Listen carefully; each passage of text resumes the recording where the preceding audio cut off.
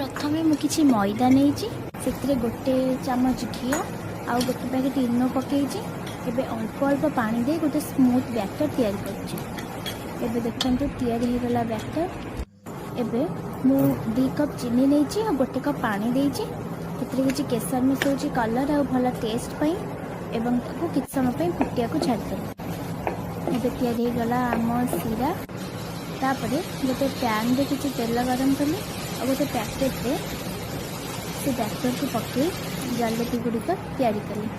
एबे जलेबी गुड़िक तैयारी करथिला तेल पकेबा और ताको सांगे सांगे बाहर करदबा पुणी थे आउ कुछ तैयारी करवा रखते एमती फास्ट टाइम करती तो ସେଥିପାଇଁ प्रॉब्लम होती